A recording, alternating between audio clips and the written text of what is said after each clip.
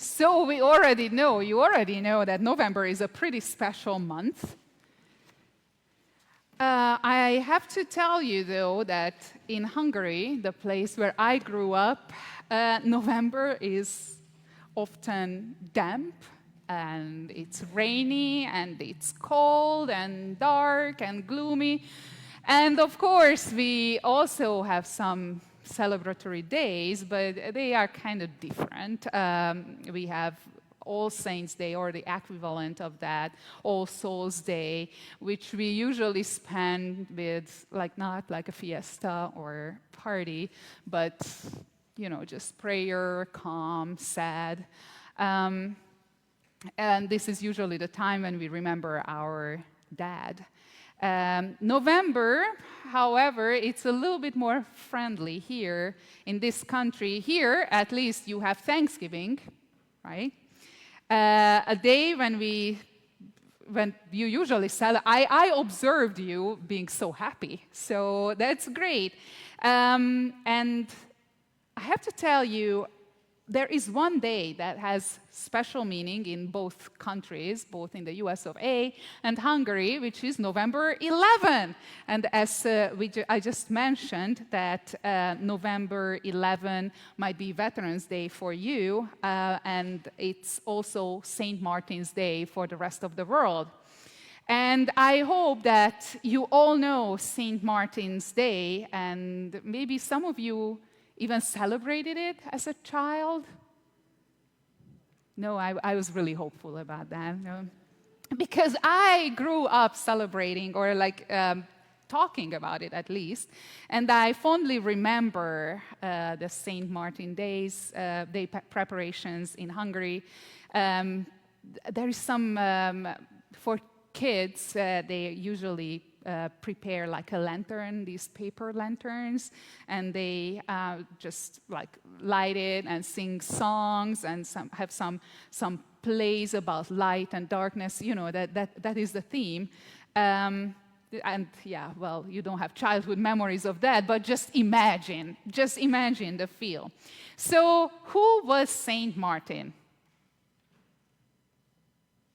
Who was Saint Martin? Help me out here. No idea. All right, I got you. No problem. Saint Martin lived in the 4th century AD. That means a very, very long time ago. His birthplace was the area what we, modern age, we know, it's Hungary. Well, that time it was not Hungary, but that is the area. I guess that's why we are celebrating it at home. He was, in fact, a soldier in the Roman army, but had a conversion experience at the age of around 18. After that, he became a monk, so he ditched being a soldier, and ultimately he became the Bishop of Tours, which is nowadays France. So you might know the legend of Saint Martin and the beggar. In this legend, the young soldier Martin meets an almost naked beggar at a cold winter night, and Martin takes pity on the poor man, cuts his cloak in two with his sword, and gives one part to the beggar.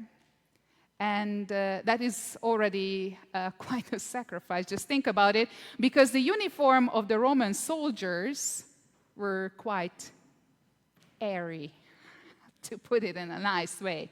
The same night, Jesus appears to Martin in a dream, and Jesus is now wearing half of the cloak that Martin gave to the beggar.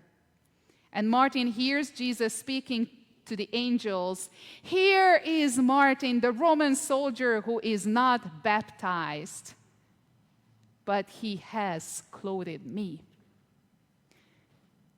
And this was Martin's conversion experience, and shortly after that, he was baptized. He also gave up his life as a soldier because he could not reconcile the two lifestyle together.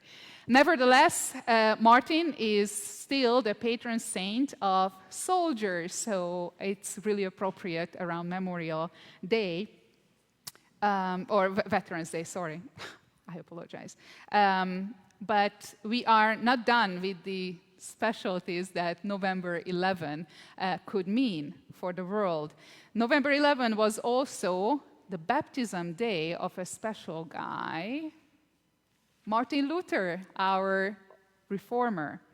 Luther was born on November the 10th in 1483, and according to the customs of that time, was baptized soon after his birth, and his saint became, the day after, it's Martin, right?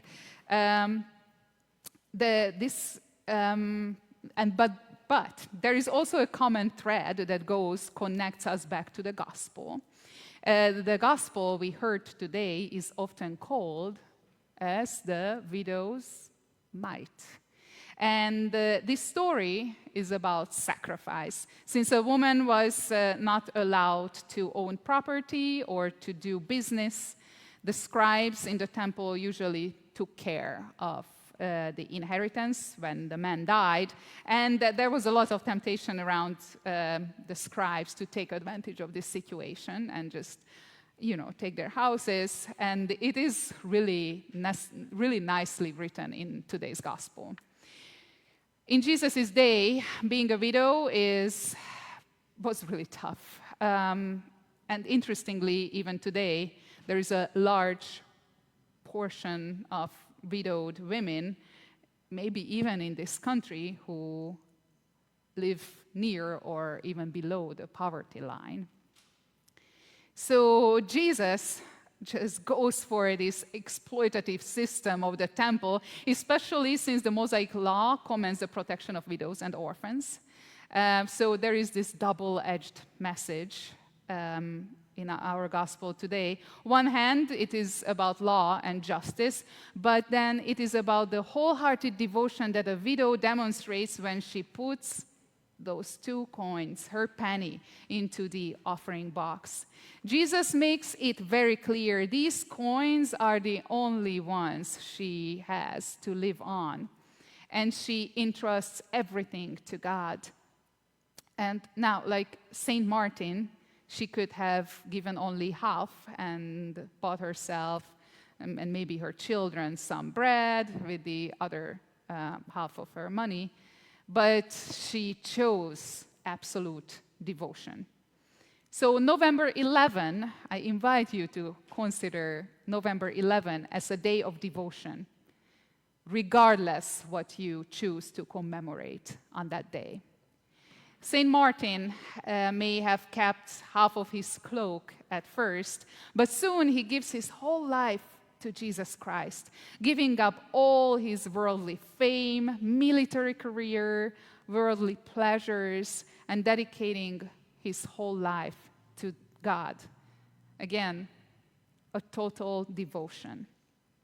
On November 11, 1483, an infant was baptized named Martin. And like every baptized child, this child and his life have been entrusted completely to the grace of God. Because the devotion in baptism is absolute. So this is the day to reflect on devotion, and also, and especially maybe, on our own devotion. I have already mentioned this. Through baptism, we were entrusted completely to God and God's grace. So let us not just remember the devotion of others today, but also our devotion to God and God's holy church, and reflect on, what does this mean for me? How can I show and testify my devotion? How can I show that I am completely surrounded by God's love and grace? And how can I be an instrument to pass this grace and love on? How do we live our faith with all our heart and soul? Any ideas? I can give you some examples. Acts of service, generosity, hospitality, justice, integrity, and prayer. These are some of the ways how you can reflect God's grace in the world. For example, if you just check our bulletin for today at the end, I counted at least 3 volunteering opportunities that is advertised there. Do you feel that God is calling you into ministry? Do you feel God might call you to be in counsel? Or maybe do you feel that God is calling you to retire? Let me know. Or maybe God is calling you to support your pastor. Being a leader here is not easy. Or maybe just God calling you to say a nice, kind thing to a person next to you. Because life is not easy. Theologians have said of today's gospel that the poor widow is not only an example of Christian faith and life. In the faith of the widow, we see the faith of Jesus reflected, betrayed by the temple authorities, and yet ready to give his all. Jesus was obedient to the Father, and Jesus died on the cross for us and for all creation. Again, a total devotion. So today, let's just thank and praise Christ who gave himself completely for our sake and for the sake of all creation. Amen.